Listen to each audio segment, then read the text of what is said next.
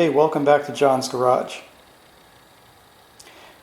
So if your Lexus won't open, there's no need to panic, but you will need to remember these steps on how to get into your car and how to start it. So if you're forgetful, you might want to write it on a piece of paper and keep it in your wallet or your purse for the day that you need it. So this is the driver's door. So on the handle, if you look underneath the handle, you'll see a little slot right there, and you're going to use a piece of your key fob to open that. So on your Lexus key, in the bottom, you just push this little retainer to the side and pull out, and then you don't need the remote part for now. You're assuming this battery is dead for this example. So then you take it and you use it like a little pry bar. So this cover, this whole cover right here, is going to come off. So we're going to stick that in there and just gently, it only goes in a little bit, like 1/4 of an inch. Then gently pry up. You're just going to remove this plastic cover. So I got my finger behind here.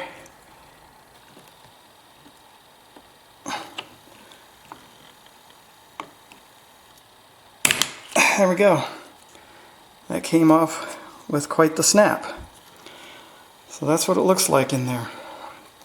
Here's the back side. So this was on the car.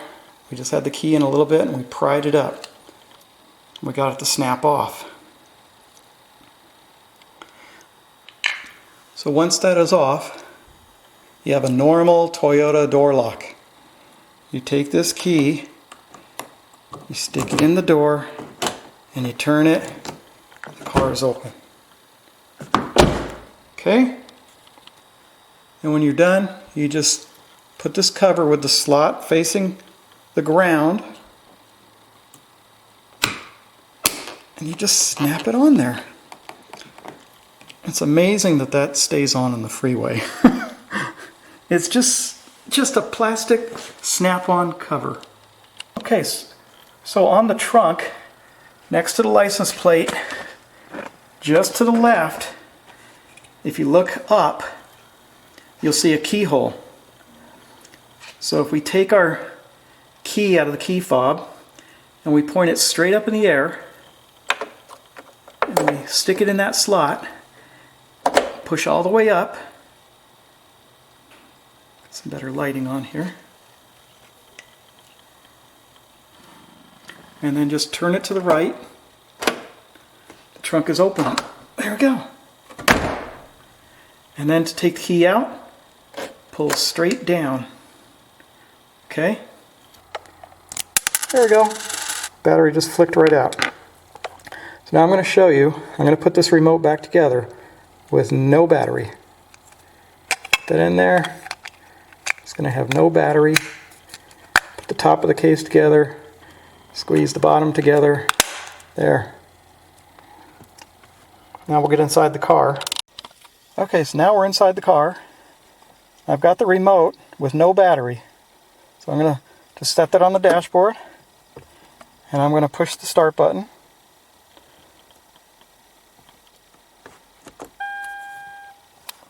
And it says, let it focus, key is not detected. Well, the key's right here, but there's no battery. So let me push that again. Key is not detected. Okay, so I'm going to put my foot on the brake. I'm going to push that button. See how nothing happens. Key not detected.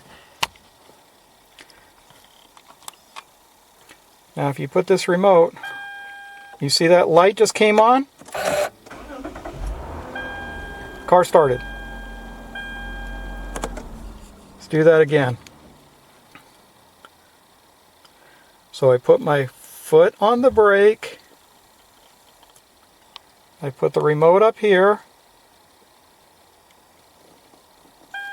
It turned on green. Start the car. You do not need a battery in your fob to start the car. And you can drive it like this. You don't need the fob. The fob can be thrown out the window and the car will still run. So the car will run without a battery in the remote. Once you get in the car using the metal key to open the door, you use the remote by touching it against the starter, put your foot on the brake. That light turns on, you push the button, you start the engine, and then you can drive to the store and get yourself another battery, a 1632 battery. I'll show you how to change that. It's an urban myth that these cars stop running if you throw the key out the window or the person with the key gets out of the car. They do not shut off on the freeway. They do not shut off in the parking lot. The car will stay running. Once it's started, you don't have to have the key. It may give you a message on the dash saying key not detected, but the car will not turn off on the freeway while you're driving. That is an urban myth. Okay, so now I'm going to show you how to change the battery inside your Lexus key. So we have the key fob here, and you just take your thumb and flick this to the left while pulling it out. This is your metal key. Take that out, set it aside. Now in there, you'll see a slot, and if you have a large size flat screwdriver, you don't want to use a tiny one because it'll probably chew this thing up. You stick your screwdriver in that slot right there. I'm going to shine a bright flashlight so you can see that slot. Okay, so it follows the seam of the case inside there. So we've got it right in there. And then we're just going to pry left and right, counterclockwise, clockwise on the screwdriver until we separate the case. You can see it's separating now. So just take your fingers, pull the case apart. Okay. So now, this is on the back half. It just happened to stay on there. These little buttons, these white buttons, line up. It's turned over. With the buttons on the front. So you see here we have the horn, trunk, and then lock, unlock. So you want to make sure when you put it back together, these push buttons line up with the front of the case. So take this out, and you'll see the battery. This one's an Energizer CR 1632. You just need to know 1632 is what you're going to buy at the store. So I'm going to use this little pick, or you can use a tiny screwdriver. These are little metal curved springs here that hold the battery in. So you want to push that direction. So put this in here, and I'm going to push it to the left, and the battery is probably going to fling out. I don't want to break this little tab right here. Do not break that tab. So get this pick in there, just flip right out. Okay?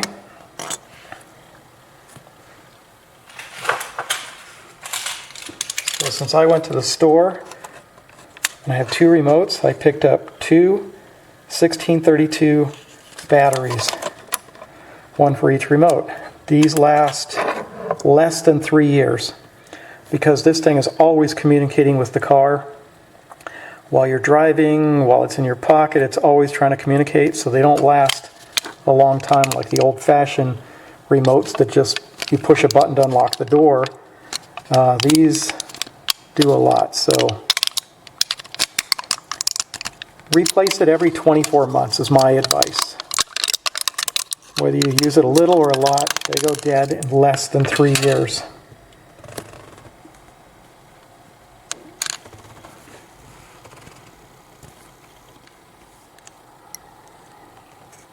So put the battery in and press it against those two springs and Get it under that little locking tab, that little tab right there.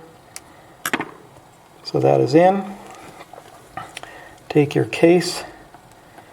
Remember, line it up so that your buttons match. You got your lock and unlock here, and your trunk and horn down at the bottom.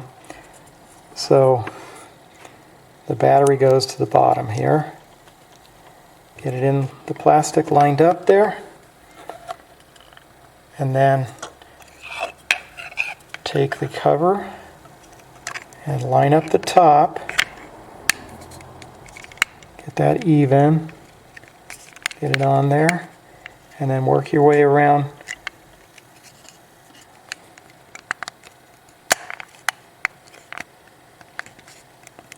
Squeeze the case right here. Snap shut. Put the little key in here. This one is done. So with the new key in my remote, when I walk up to the car, the puddle lights come on the mirror, and when I touch the door handle, the car unlocks. So now we're in the car, we have our new battery. We could just put it in our pocket or set it on the dashboard, and let's see if the car starts. We put our foot on the pedal, touch the key once, it starts right up. So no problems there. And with that, we can call it job done.